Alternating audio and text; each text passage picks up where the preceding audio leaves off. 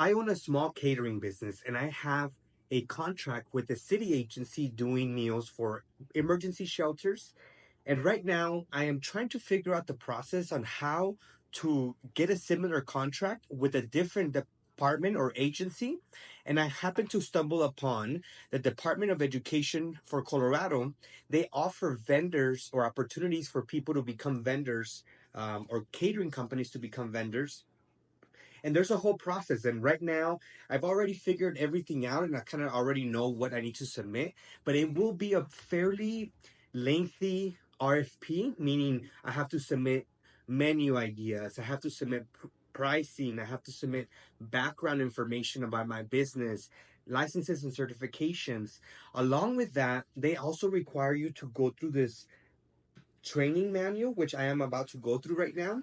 And I have been exchanging emails with various people trying to figure out this process. And I was able to get in contact with somebody from the city of Denver that then connected me with somebody from the Department of Education of Colorado. And also that's a state agency. And that person was able to sign me up to do some courses. And there's various courses. I actually went through this course categories, and there's so many things from figuring out how to develop a menu, how to process, what are the key factors on nutrition and what meal should have. There's trainings on even civil rights, on how there can be inequalities in food and how you can need to be conscious of how you prepare meals. This thing is full of trainings, and right now I'm about to start the menu planning. Menu planning. Let's see. I'm literally going through this right now with y'all. In this training, we're going to talk about menu planning basics and highlight resources to help make sure the menus created meet meal pattern requirements. Menu planning basics. And this is put together by the Department of Education, the Colorado Department of Education. Careful planning, you can prepare and serve excellent meals that meet the needs of Well, you see, now you get a little bit of the point. What I'm trying to say is that when you are thinking of getting contracts, let's say you're already a caterer and you are looking for that next big contract or getting to something that's a little bit more consistent, going to your city agencies, meaning calling the Department of Education, maybe your school district, calling colleges and universities. These places, you may not know where to look or who to ask, but you could start with looking at what contracts may be out there. A lot of these websites for the agencies I just mentioned list the types of contracts that they're looking for. They list like the bids that they're asking for.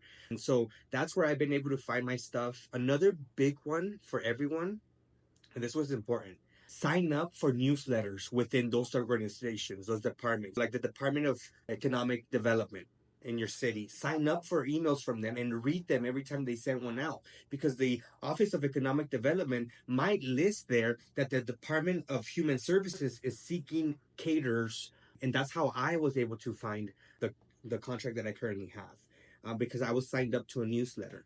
Another great way is signing up with local nonprofits. Look for an organization in your city that supports small business owners, that supports women-owned businesses. Just to give you an example, here in Colorado, I'm going to list about 5 different organizations that support small businesses, and often those organizations know about contracts and they know about opportunities because the city agencies know that that organization has an audience which could be interested in applying for a contract like that. So that's why it's important to sign up with local nonprofits. In Colorado, we have Adelante Negociante, we have Mi Casa Resource Center, we have Small Business Majority, we have Community Wealth Building. There's Rocky Mountain Finance, algo así. There are, se me están olvidando a few, but my point here is that all of those organizations, if you sign up and you let them know you're like interested in their services and their support, not just sign up for the newsletter, but call, hey, when is your guys' next event? I would love to attend. How can I know a little bit more of your organization and get more involved? Because by getting involved, you're going to have access to information that oftentimes we don't know where to look for. These organizations specialize in making sure that things are packaged well, that they're presented in our languages, that they're presented to us knowing that we come from low economic startup funds, right? We don't have a lot of the educations out there. And so these organizations do a really good job at that. I have been a mentor for various of them. I've done seminars, I've supported them in the past. So that is my process right now. That's what I'm doing. Let me see. But this is going to be a really good training. So meal planning. I have to submit in my proposal. I have to submit 2 weeks of meals, like a sample menu, for 2 weeks. And so I'm going to go through this training so I can develop the 2 week menu based on what the Department of Education requirements are, right? So if I was just to apply and send them a 2 week menu, they're going to be like, what is this? Like you're meeting, and I'm like telling chilaquiles and pinche, concha French toast. It's like, this is yummy for a restaurant, but it is different requirements that we need for school lunches. And so that's why I'm going to go through this menu prior to submitting my proposal. So you're going to have to do a lot of legwork. That is another big thing, is doing legwork. I don't know when I'm going to get this contract or if I'm going to get this contract. However, I need to put in the time right now and figuring out what they're going to ask me for. Do I have all the certifications? Am I missing any licenses? Am I like, do they need, what is it that they need? They need specifications, measurements of my kitchen. What is it, the things that they're going to need of me so that I can be prepared when I do apply? And right now, my contract that I have with the city was supposed to be over in March, but it just got extended to June, which gives me a lot of breathing room, to be honest.